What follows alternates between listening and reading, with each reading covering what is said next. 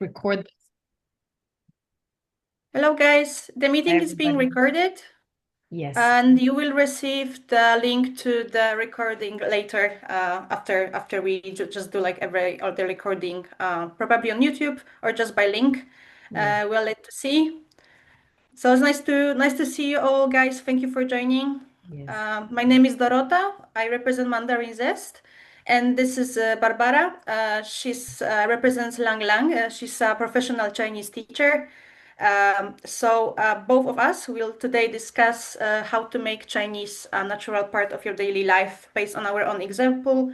We are both advanced, fluent, basically Chinese speakers, and we want to share our journey with you guys. So if you have any questions, you can always ask in chat, and we'll respond to them by the end of the webinar. Yes. Thank you so much, Dorota, for inviting me for this event. And thank you all for coming and joining us today. Uh, the pieces of advice I've prepared for you guys as a teacher with quite a few years of experience and a Chinese learner myself are not rocket science.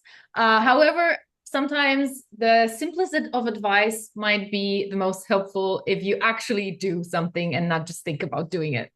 So that said, let's jump into a little backstory of how the heck did I even start learning Chinese. So a lot of people, they become interested in Asia because they are into manga and then they just want to learn Japanese, or they into K-pop these days, or maybe not these days. I'm old, guys. I'm old.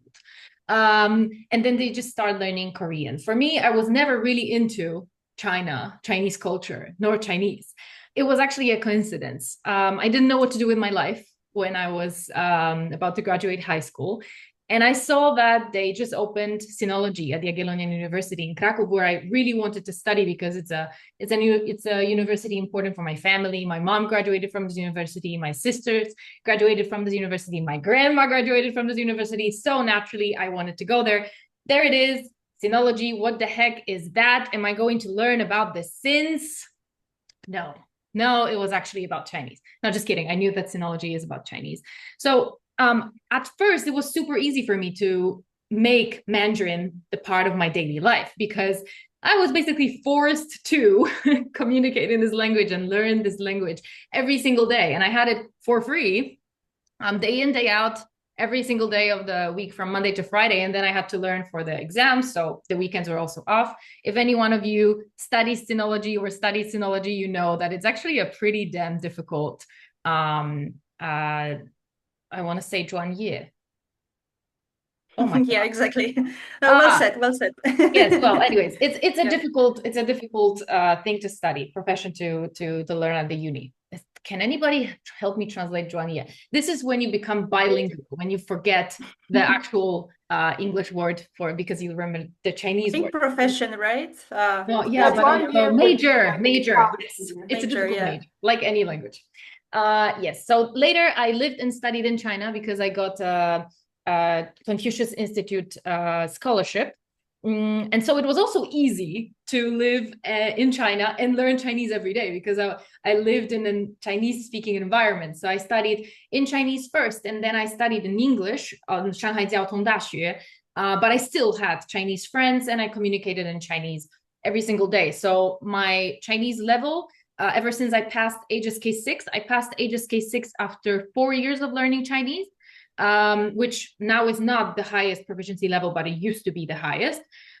And then it kept being the same or rising when I still lived in China. But everything changed in 2020. I think all of us know what happened in 2020.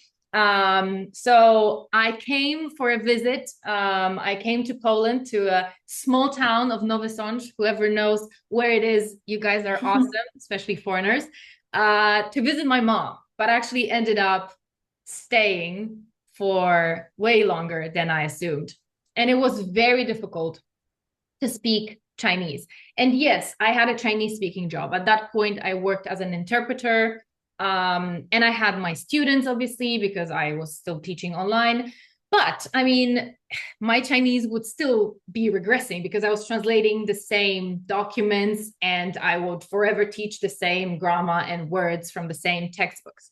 So I noticed that my fluency kind of went out the door, and I started fearing that I will lose what I've been working like on so hard for so many years. So this is exactly what I've done in 2020 when I knew that I'm stuck in Poland and I cannot go back to China because, oh boy, I've tried. We've tried because both myself and my husband at the time, we both were students in China. But, when we heard about the requirements, the quarantines, if you know anything about 2020 and China, and then you know that it was difficult, and we decided, what, let's just stay here and see where the world will take us. So this is what I've done to stop my Chinese from regressing. And here I would like to emphasize that I did not aim for any progress while living in a small town of Nowy Sącz in Poland with 0 to none opportunities to speak Chinese. So I actually made it very simple for myself, and I made it a non-negotiable habit to surround myself with Chinese. But I also needed someone that I felt like I need to be accountable to, because everybody says like, oh, AI will take over the world and will take over teaching, and you will not have a job. I will have job, guys, because people don't respect AI. If you tell ChatGPT, oh, no, I'm too tired, I'm on my period, I don't want to learn new vocabulary, ChatGPT is going to tell you, girl, grab your blanket, go and lay. You don't have to study, right? Maybe they will program it in the future that it will actually make you study. But I wanted to have someone that will keep me accountable. So I signed up for classes with a native Chinese teacher. And it was actually a long process before I landed my dream teacher that actually ticked all of my boxes as a teacher myself. Let's just put it this way. I needed someone who's very professional and who knows what to do and has a lot of experience. So I tried, and I looked on italki, which I recommend. You can also find language partners there. And I had a couple of good teachers from there, but I actually ended up contacting Shuo Chinese. I'm sure you guys know her from YouTube. She creates content about Chinese.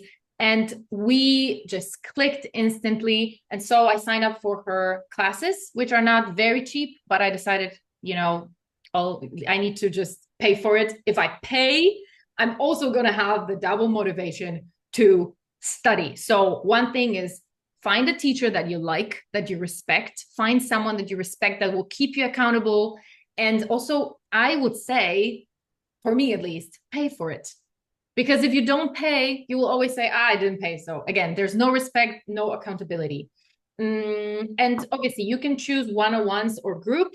You probably already fathomed that I'm a people's person. So I love studying in groups. So I chose a group class.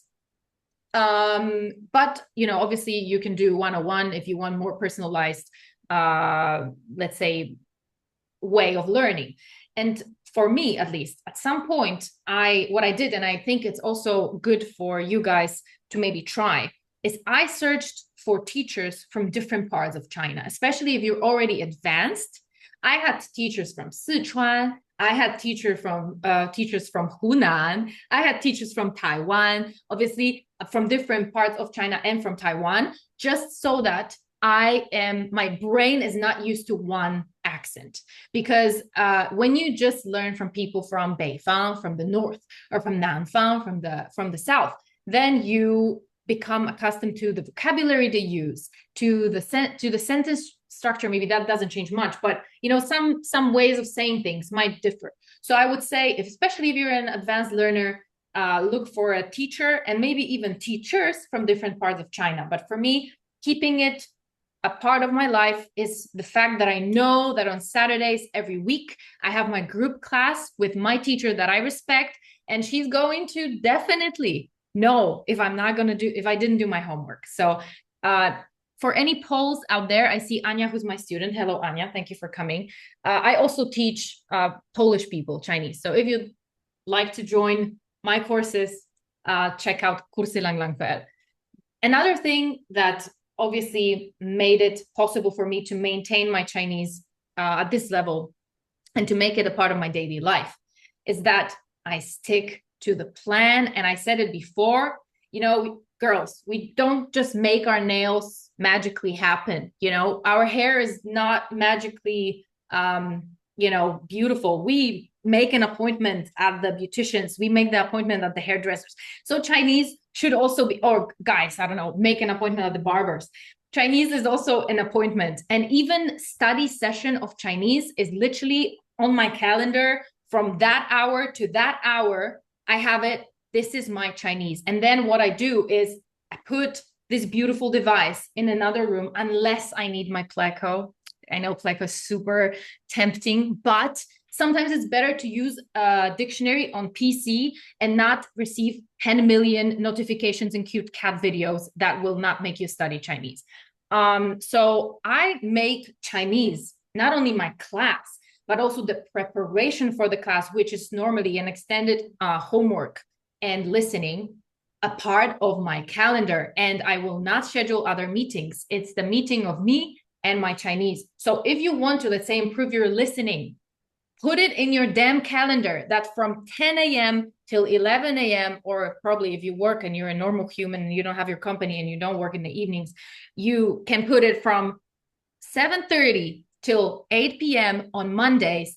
I listen to one episode of a Chinese podcast, for instance, Chinese Pod, or if you're Polish, you can listen to mine, Lang Lang Pod, or whichever one. Or I watch one episode of Chinese drama and I take out 3 pieces of vocabulary, but make it a non-negotiable that it's in your plan. And guys, quite frankly, screw the mood and follow the plan. Because we're here, we all know what we have to do, but we sometimes choose our feelings over what we really need to do. Isn't that right? I think we all know what I'm talking about. So if you have a plan, let me just do the bare minimum, but let's stick to the plan and put it in the calendar. And then another thing, obviously, we stick to something that makes us feel good and that it's super easy to follow. Because guys, if you reached an advanced level in any foreign language, you know that you did not base this on motivation, because motivation fades. So we need to make it super easy to follow our plan. That's why Duolingo is so good, because it's super easy to take out your smartphone when you're on your toilet and score 100,000 points in an app that will teach you a semblance of your language. It's good for some people, but I'm a bit of a hater. Sorry. Anyways, at least for Chinese, I'm a bit of a hater, but that's just my opinion. Anyways, use an easy tool such as flashcards. You're in a tram, you're in a metro, you're in a maybe don't do it when you walk on the street, because I don't want you to get bumped by a car. But if you're in a safe environment, you can, for instance, revise your flashcards. Personally, I use Quizlet, but I know Anki is also very good. Pleco also has flashcards, but I would say the more effort you put into making your flashcards, the more you will remember them. Hence, I would not choose the ready-made sets. There are ready-made sets of flashcards, but sometimes you just need to revise 10 words and not 50 from that set, right? So maybe just make a little bit of an effort and make your own flashcards. And then when you revise them on that toilet or on this bus or in the park, you will remember a bit more. So make it super easy, make it available. Your materials should be, placed on a desk waiting for you. When the slot of learning comes up, you just take the notebook out and you do what you got to do. Or you open your flashcard folder and you just revise the flashcards you need to revise. Or let's say my students like Anya, you need to rewatch our class. You put in your calendar, you press play and you listen to our class again. So you need to make the habit super easy by putting it in your calendar, having someone accountable, and also making it visible for you. What I also like to do is visual cues. Like I literally would put something, like when I was studying Chinese, like at first I had a huge quote on my desk, 一步一个脚印, which means one step at a time. And whenever I would 举头, put my head up, I would see 一步一个脚印. And I also had 100 zloty bill, which is like $20. stuck to that. So I knew, girl, you're gonna make money one day if you learn Chinese very well. Okay. So that was another motivation. Maybe that will also motivate you guys. So another thing is, I said here also, get curious. Get curious. What I mean by that is there are obviously a lot of words in Chinese that all of us still don't know. So what I like to do in the past, and I still do that sometimes, is I walk around the house and I feel like I'm vlogging, and I'm just speaking Chinese to myself in my head or out loud. If you can say it out loud, that's amazing. I hope your spouse doesn't mind, but just to practice your pronunciation even a bit more. But sometimes I come up to something and I'm like, oh, I have no idea how to say a doorknob or something like that. And then I just check it and I make a flashcard out of it. So curiosity, to keep curious, because since I've been learning that language since 2014, so it's been 11 years. I've had my ups and downs. But it's sometimes, fairly easy to get bored, even though Chinese is so beautiful and vast and it's an amazing experience. But sometimes you just want to learn something easier or different. But just to get curious and to keep trying and checking new things, I think that's another thing that will keep you going. And then, speaking of the boredom, learning a language is sometimes mundane. That goes without saying.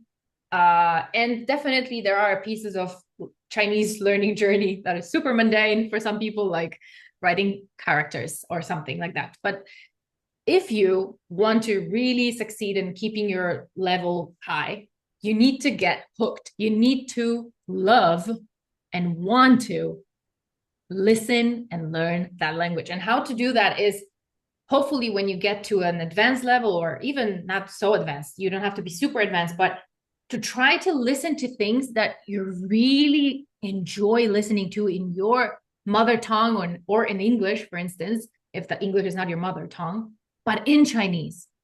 So I, for instance, love sometimes, I like me some gossip. Okay. So instead of devouring, like some Polish websites about gossip or English websites about gossip, I allow myself to, instead of Kardashians or some other trash, sorry, I just listened to a super trashy podcast about gossip in Chinese. How beautiful is that? So guys, if you like some lighthearted topics and gossip about people, famous people, then I highly recommend this podcast called 好意思姐妹. It is near and dear to my heart, also because they mix 普通话, which is Mandarin, and also 上海话, Shanghaiese. I've lived in Shanghai, so it's not like I'm not fluent in Shanghaiese or anything, but I understand a little bit. And they put it just, they just sprinkle Shanghai Hua sometimes, so you can, mostly when they swear or something. So not very important, but adds a little nice touch. So when I'm super tired and I just want to zone out, I allow myself to listen to something very light, like 好意思姐妹. And I love their voices, I love their energy. And I listen to Chinese. I don't even know that I'm learning something new, but I'm like, oh, that word, that's interesting. Okay, let me use it when I talk to my friend next time. Another one is TV shows. And here, guys, I'm dying to find, I'm yet to find interesting Chinese TV shows. So please leave some in the chat box. I'll be truly grateful. However, there are a couple that I watched, let's say, like for instance, 北京爱情故事. It wasn't that bad. Beijing Love Story, the music was beautiful. What else? There was like 30而已 also, which was 还行. But I watched it just so that I listened to Chinese. But if you love, yes, for instance, Leslie and Yuki have shared some, so I'm gonna screenshot them so that I can, also watch some good Chinese TV shows. Taiwan, obviously. I mean, they have some less rules, let's say, to follow when they do a Chinese TV show. So thank you, girls, for sharing those. But obviously, get hooked. If you need to Netflix and chill, at least listen to it in Chinese, and possibly with no English subtitles if you are even able to do that. If you're not, then subtitles are also fine. And there's also, yeah, Rakuten Wiki app. Thank you, Leslie. Super helpful. Another one thing to get hooked is films, movies. And actually, I will say that I have watched some good Chinese movies. And the ones that I would recommend for you guys would be 出走的决心, 逆行人生. So these two. And also there is one called 我不是药神 that are also pretty good. So when I watch a film like that, I don't even have to think about it, but I listen to some other dialects because sometimes they have different dialects in the films. I can get some phrases from the people that, you know, act in the film, and maybe I can write them down. So I typically don't like to make very meticulous notes when I watch something in Chinese, because obviously if I want to watch a movie, I want to watch a movie. I don't want to have a study session. But if they say a certain phrase or a certain 成语, so a Chinese idiom, and I really like the way it sounds, and I really like this context, then I will make the effort and take my phone out and search for it. Or I'll write the pinyin quickly and I'll search for it the other time. And another thing is, I love working out. So I will sometimes play a workout video. If I need to work out anyways, I work out every day in Chinese. Guys, when I first went to a yoga class in Chinese, I had no idea what the girl was talking about. It was in 2017. I hated it. But now the other day, maybe someone saw on my Instagram, taught my Chinese friend how to do a headstand, and I explained it to her in Chinese. So I was like, if someone told me 10 years ago that I will be able to be in a headstand and explain a headstand in Chinese, I would say it's not possible. But I got hooked on those words and phrases, and that's how I have learned it. And it's a part of my day now because I work out every day anyways. Another thing I love to do is I love to eat, and I love Chinese food. I hope everybody here loves Chinese food and Taiwanese food.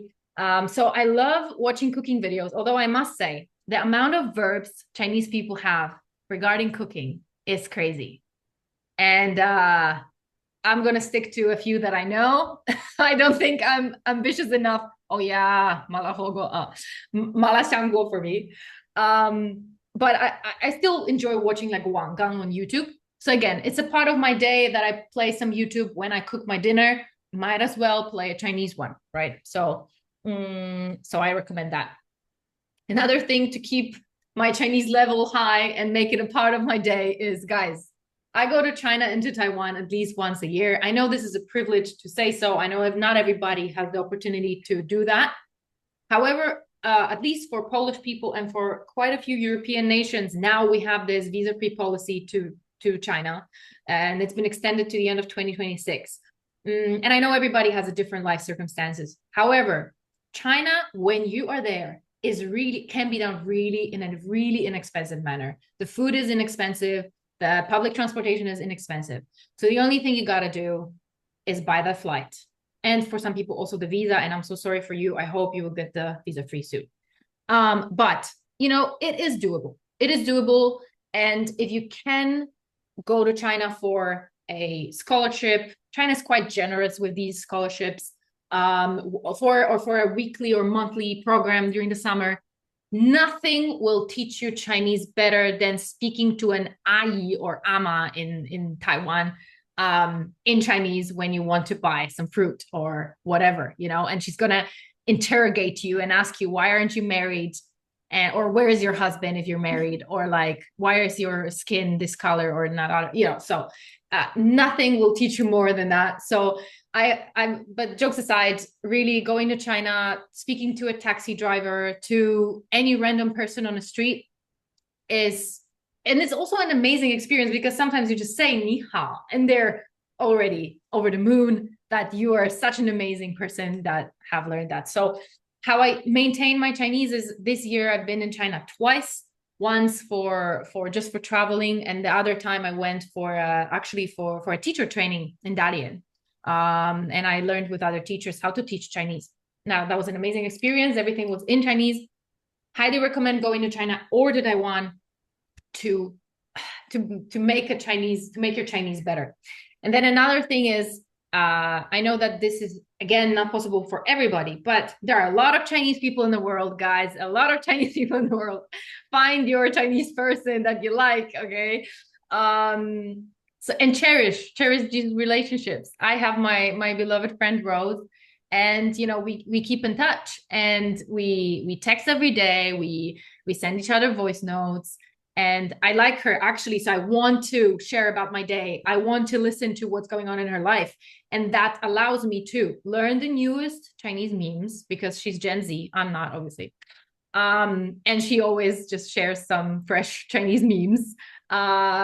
Just allows me to know what are natural reactions to certain situations in life, because let's be honest, textbooks will not teach you how to react if somebody dies or if somebody breaks up or whatever. So in these situations, having a Chinese friend that you can ask or see their reaction. And I mean, I don't want you to study your friends, but they sometimes, if she says something super interesting to me or I didn't know, I'm also going to take a note. But she knows that, because obviously I learned Chinese and she's Chinese. Same for her. She learns Polish. If she has any questions, then I'm there to answer. So this would be my 6 golden rules. Make it a non-negotiable. Find a person that will keep you accountable. It can be a study buddy or it can be a teacher. That would be even better. Stick to the plan and put it in your calendar. If you want to make it a part of your day, make it a part of your day. Okay, so it has to be there and nothing else. Make it super easy. So have your apps ready, your flashcards on the table if you're doing manual flashcards.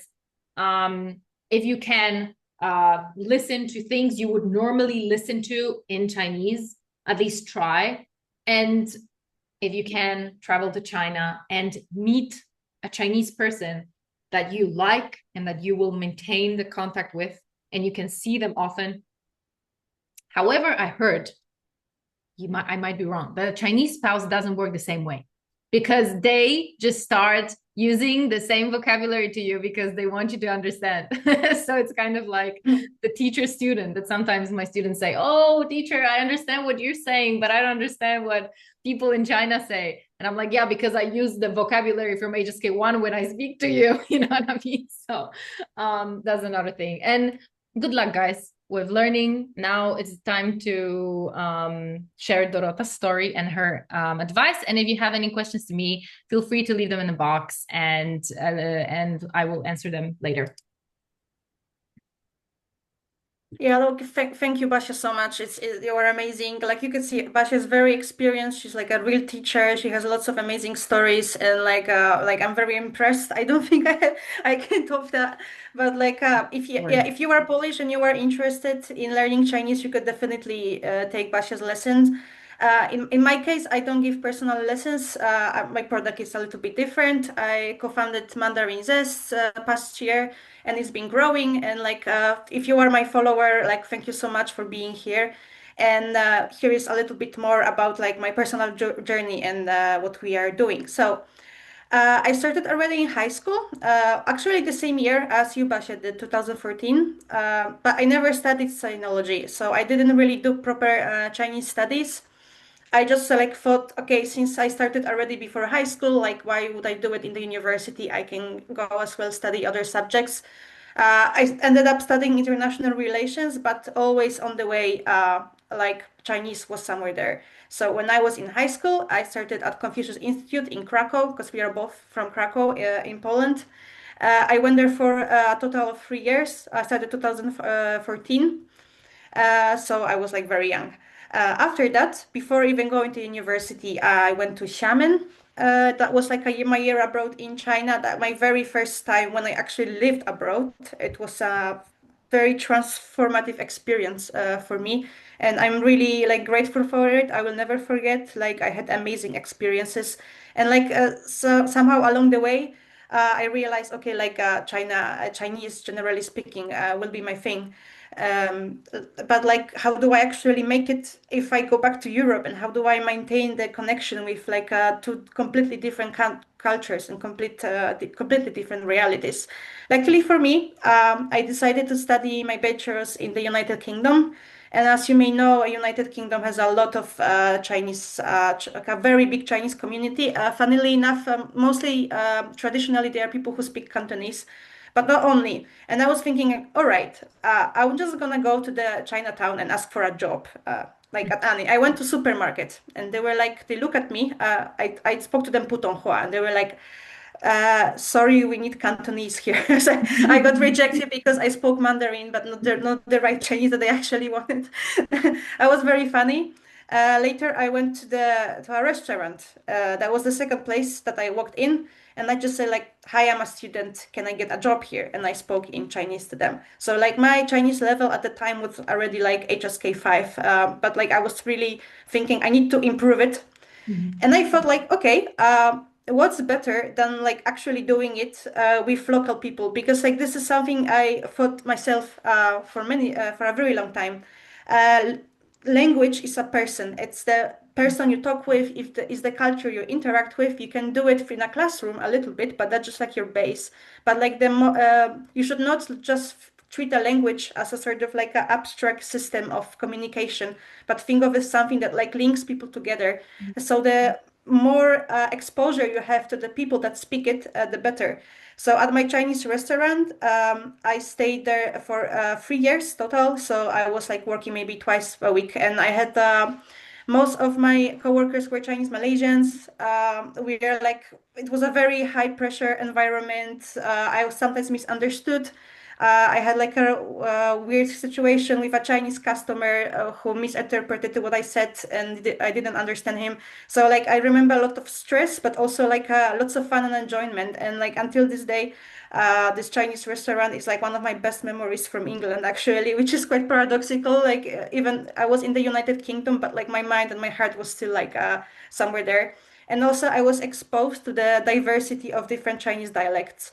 So like most of other waiters were Malaysian Chinese, and but the cooks were from mainland China, like from very various regions. And like I sometimes they often spoke dialect, and I didn't really understand like what they were saying. They were screaming because they are very nervous, but like this kind of high pressure environment actually like just gave me a lot of impetus to try and learn. And I felt like, okay, I'm actually speaking Chinese right now is part of my job, even though I'm like just a waitress, I'm just serving the dishes, right? But like it was like something that like actually taught me more than like a university could have personally, really. And like I recommend to you wherever you are, if you want to improve, like try to find some part-time job with Chinese if you can, especially if you are a student. But that period was over. And actually, in 2020, as you said, you came back from China because of COVID, but I was super lucky. And I actually managed to go to Taiwan at the time because I decided I'm gonna do my postgraduate studies there, also from international relations, and I'm gonna do it in Chinese. I had to pass a Chinese language test, the Taiwanese one, and I failed by 1 point, but they didn't even ask about it. So they made a requirement. I was really stressed, but in the end, like okay, they gave me scholarship. They never asked about the test result, weirdly enough. Mm. So I managed to go, and I had to buy a plane ticket only a month in advance because even a month before, I was not sure if I'm going to be admitted because of COVID. As you may know, similarly to China, Taiwan has like a zero COVID policy, but because it's an island, then it's like very easy for them to actually keep the outsiders away. So when I flew in, I went to 2 weeks of quarantine. I was monitored very well. Like leaving the room would have cost me like lots of money, and like possibly even deportation. So like I knew that there's like lots of risk also in it. But in the end, it was one of the best decisions I could have ever make. I did my postgraduate studies at NTU, which is National Taiwan University, and And I met there Antoine, which if you are followers of Mandarin Zest, you may already know that he's my business partner basically, and we are doing the project together. He's not here with us because he's sleeping. He's in Japan currently. So like, let's good for him. Of course, he would like to be here if he could, but like, it's all right. Like maybe for the next one. Mm. Um, so he was my classmate actually. He's from Belgium. I'm from Poland, and we already like decided, okay, like our interests are very similar, so we are like very good friends. And I must admit, like doing at the Green Chinese made learning very easy. Like that was the moment in my life when I felt like I actually achieved the goal that I wanted. That I started feeling confident for the very first time. I also did one extra gig with the Polish office in Taipei, which is like Poland's embassy, let's call it, because Poland doesn't have official representation for political reasons, but let's not go into politics. Mhm. I did consecutive interpretation for like a vice minister's visit in Taiwan. It was super stressful. And Mhm. like I realized also like consecutive interpretation and speaking a language are two separate things. So like if any of you have the experience or you are planning to develop this kind of skills, like just remember you have to actually train how to properly become a consecutive interpreter. And that's not just speaking a language. Like even if you're translating from your first language to your second language, like English, it still doesn't make you a professional. I remember like all that stress and all that all that also thrill and adrenaline I had from that moment. But like I was also happy that I actually kind of managed to pull it out. Um, Yes, but like Taiwan was like amazing period of time, but it was over in 2024.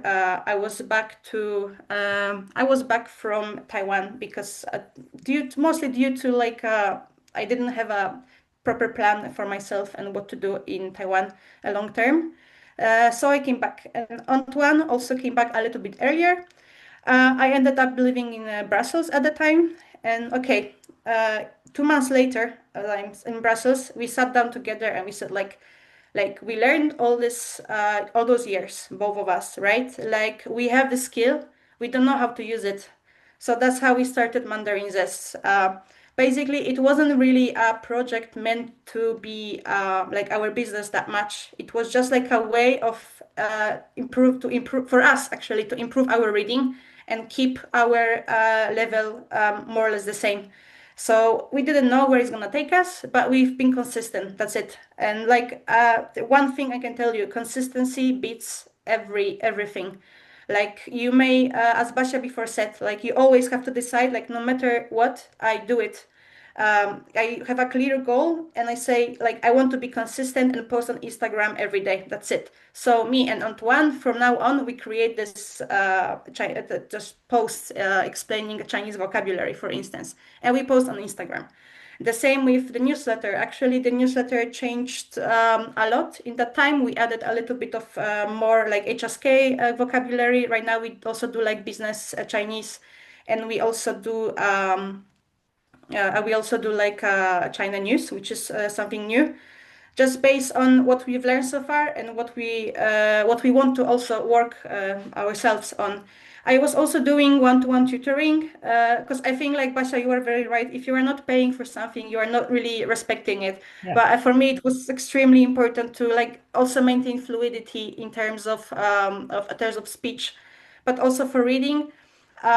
We started newsletter because like for instance I myself I'm not as much of a person that watches lots of series films. Actually there are plenty of films I haven't watched. Just to say I do waste my time scrolling on social media. I'm not completely it's not that I'm trying to be like very hardworking every day. It doesn't happen. It sometimes helps scrolling Chinese accounts like even on Instagram or like Chinese language accounts. Like yeah, like if they have no money honestly, like there are also cheaper courses or cheaper options. It's pretty much depends on your level and like what you want to achieve. But like to be honest, like hiring a Chinese teacher from mainland China, from what I've seen, it's not like super expensive, but like really depends because if you want to learn properly, it's also better to just pay up and it's okay. But like for me, it was more about conversation, but like other focus was reading. So like the fact that I had a specific project meant that I managed to incorporate Chinese into my daily life in a way that like I have to show up for myself and I have to do something consistently. So like my advice to you, if you want to be really serious about Chinese, try to not focus just on the language itself, but incorporate it into like a bigger project that is very important for you, and you want to have it consistent for, and you want to be consistent with it. Because what's gonna happen, you will soon discover, like as I did with Mandarin Zest, that alongside my journey with it, actually, I had more and more opportunities for Chinese to become something more important for me. Mm. So by writing the newsletter, and later on with Antoine, we discovered we actually pretty good team. So we started developing another business, which we call Polylocal. Is going to be a business consultancy aimed to connect businesses from right now from Poland and Taiwan. And I just discovered, okay, thanks to the fact that I was consistent with a project that Chinese was part of, I was able to actually try and build another business that Chinese is even more important for. Just like with you, Basia, like you are a Chinese teacher, so like basically speaking Chinese is like your major skill, and you like you have to have it, like you have to speak it very well in order to make money, right? Like for me, I feel it's gonna be the same. So like happily, right now in Poland, but like soon I will be flying back to Taiwan because like I just created for myself this opportunity back again. So like don't just think of learning the language for the of learning the language. Think of it as like a puzzle in like a piece in a bigger puzzle, Mm. and because nothing beats usefulness. Nothing. Like you could be very passionate about something. You can love Chinese history. You could love Chinese series even or music, but in the end, we always do, and we are most consistent with something that is very dear to us, and usually it's some sort of project that is important for you. So that's Yeah. my own personal journey. But on like a different note, I could also say if you want to practice like on a just not so much that like to build an entire project around it, but if you want to practice on like a more chill level and you want to be consistent, there needs to be like another topic you like. For instance, if it's history, like if you are people who like history, go and read more about Chinese history, although it's hard, but you're gonna enjoy it more rather than just like watching generic YouTube videos because you are already history fans. Like for me, like I kind of like things ancient and I like curious facts. For instance, Mandarin Zest, it's not just about learning a language, but mostly about the fact that like, hey, I've seen like an interesting information somewhere online about the story of marrying a ghost in Chinese culture, right? And because it sounds so cool, I'm actually gonna read about it and I'm actually gonna make it into a Chinese lesson, Mm. not just because I want to learn the language, but because I like the particular topic. So Mm. it's gotta be something. As you said, Basha, if you love to cook, I think like China is the best place to explore that topic. You are much better off watching Chinese cooking videos or reading about history of Chinese cuisine or like watching reels and vlogs about it rather than just like trying to get interested into something that isn't entirely Yeah. interesting for you. Especially also if you are economy student, I think like China is amazing in terms of like how much it developed in the recent years. So there's so many news. Like honestly, right now in our globalized world, there is so many ways of finding interesting things online that the like sky is the limit. And if you are purely following your path and you have some sort of hobby, you could as well make this hobby a little bit Chinese on your side. I really believe it can happen. So yeah, like either build a project or like make Chinese part of your everyday life by following what you actually really like. I would say those two things are the most important. Yeah. Yeah. Well said, Dorota. Thank you. Some awesome pieces of advice. I love how you said that learning a language is a person. That really resonated with me. That's amazing. Yeah. Also, to Um, what you said about AI, right? Like, I don't think AI will replace teachers because I see those ads with like AI teacher. I'm just like, I don't want that. This is so much unappealing. Like, it would yeah. kill learning for Well, me. let's see Yeah. where the future takes us. No, but I think definitely not there. I think you are secure in your job. And also, like, for you guys, like, don't think computer can do it all. Like, maybe it can translate text fairly well these days, which is also good, but it will never replace this, like, day-to-day, people-to-people Yeah. conversations. Like, I enjoy Chinese way more, like, from my screaming cook in the restaurant that he was, like, shouting something at me and I couldn't understand. Even though it was stressful, but at least it's real and you kind of feel connected to the culture in a way that like computer will never connect you to. So yeah, let's just not think that like it can replace anything. Yeah, I think you can use AI to help you. For instance, the way I use it is sometimes do some mundane tasks. So I would Yeah. prompt it to write pinyin and translation and sentences, for example, on a certain level, or ask me questions with these words. So there are ways that you can use AI to your benefit, obviously. But I would say don't overly. mm don't think that learning only with AI will get you somewhere, because later on you will forever rely on AI, and to say anything you'll have to check it in ChatGPT or in Doubao or Doubar, Yeah. the Chinese one, right? So yeah, there are ways to use everything, but everything needs balance. All Everything right, there needs are some balance and questions like actually. yeah, Yuki. like yeah, we should respond. Yuki says, I've been studying Chinese for almost 11 years as well. And while my pronunciation is standard, my sentence structure is terrible. I still have the beginner habit of using English to translate into Chinese. How did you get over your hump to have more native like sentences and expressions? I can have conversations. Um, yes, but I stumble a lot more complex ideas when expressing myself. Okay, so what I'm going to say might sound controversial, and some of you might not like it, but I learned by heart. At first I didn't understand the structure. Now obviously I'm a linguist, so I know why it's like this. But certain expressions that I really liked, I just learned them by heart, and I used them within the context. So I didn't need to understand it at first. I just knew that, for example, there is one that did this left an impression on me. I remember I learned this like when I was HSK2 level, and it was like 这个给我留下很深刻的印象, right? And I just like I had no idea what it means, like 给我留下深刻的印象. Why the fuck, sorry, is it 留下, whatever. But I just learned the whole phrase, and this gave me the confidence to later like listen to what they said about it, to the person I was speaking to, and I tried to memorize and learn what the response was and remember it. Obviously, this doesn't work when you want to express complex ideas and your feelings. And to that, I think basically just reading on those topics, and maybe also writing the more interesting phrasings down, maybe not the whole sentences, but certain collocations.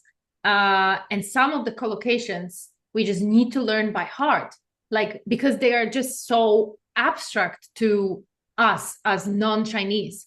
For me, as a Polish person, I I think maybe in a way some Polish things are closer to Chinese than English, like some sentence structure and some of the actually Or logic. pronunciation, actually. Pronunciation, obviously, but Yeah. logic as well. So I didn't have the problem with a lot of like calcs. But I remember learning by via whole collocations and by even sentences at the very beginning. And then when it comes to right now, if I talk about very topics that are very difficult and abstract, and I speak it like, let's say, with my friend, I'm not afraid to sometimes use English and say, how would you say that? Because yes, I've been learning Chinese for 11 years, and yes, I'm a master's in sinology, and yes, but Chinese, unfortunately, is a type of language that sometimes, I mean, in any language, you just don't know. And I think Chinese teaches you humility, that even after 11 years, sometimes you'll have to say, I don't know what to say. That I saw that Malik did a palm face. I'm sorry. That's just how it is. I'm just being honest with you guys. But generally, Yuki, I think memorizing certain, let's say you know what your language is and what you want to talk about. You know what phrases you use. Or maybe if you don't, monitor yourself and think, which phrases do I like to use? And try to translate them, find a way to say it in Chinese with a nice suyu, maybe not necessarily like in the normal way, but try to look for a suyu. Let's say schedule a class with a teacher, write down 50 phrases that you use in English every single day to talk about the topics you love, and find an equivalent in Chinese. And I know this is not the nicest way. It would be nice to just make it logically. Yeah, just do that, and that will happen. Sometimes not with Chinese. There's a lot of memorization, unfortunately. Yeah, I Um, could also add like 11 years is a lot of time, and you probably also like compare yourself to people who are native level, and you think like, oh, I should be speaking like them because it's been 11 years. But like honestly, there's like also no point of being too hard on yourself.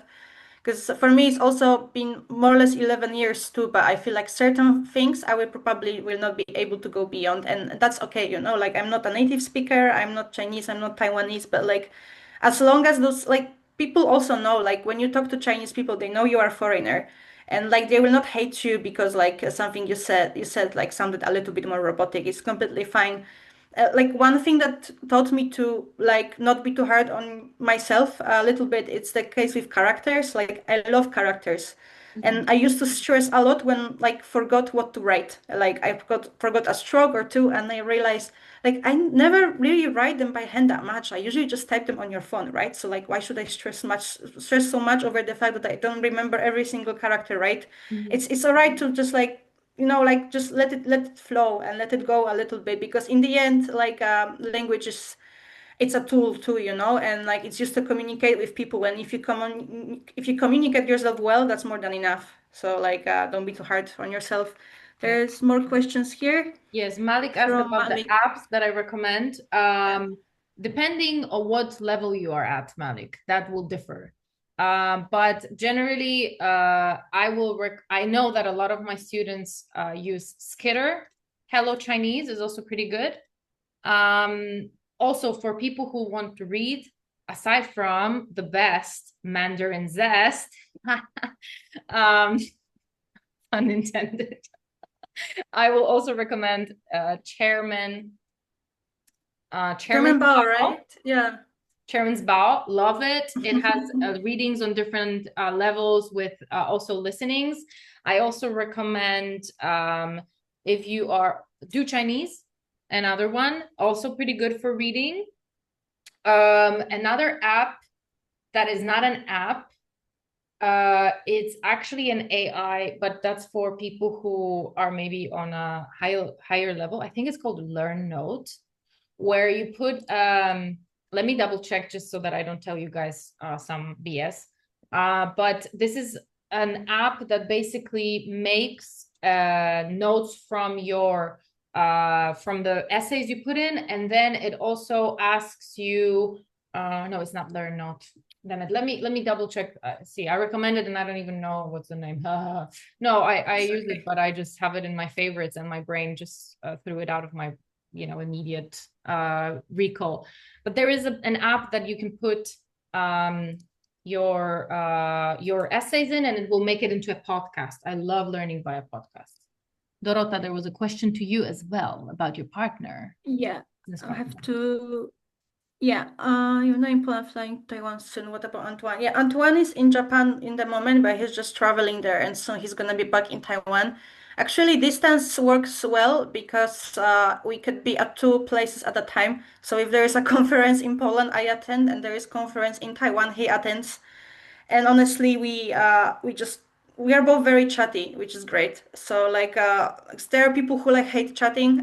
They only have to have a call. Like we are not like this. Like both of us are super chatty. So like I wake up at to like dozens of messages from him, and like he wakes up to dozens of messaging from me. Although the problematic thing is here, usually when I am about to sleep, he wakes up and he starts responding. So let's say it's midnight or 1 a.m. and I'm like started chatting with Antoine over some important matter instead of going to sleep. So it messes a little bit with my sleeping schedule. But usually it's all right. It actually works very well.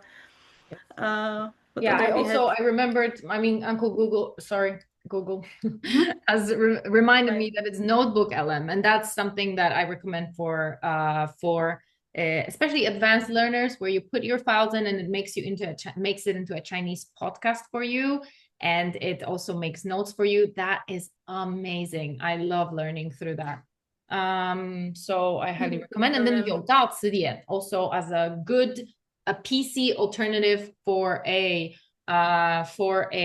dictionary if you don't want your phone on you when you're on your in your Chinese study session.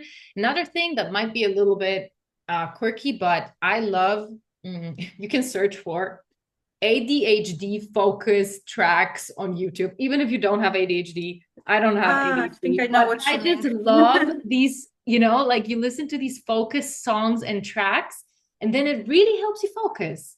So maybe that will also be a thing. And Pomodoro technique, if you don't know, that's also good to, like, when you're already in your study session, to just study for 25 minutes, 5 minutes of break, and then there are these ADHD audios that you can listen to boost your productivity even more.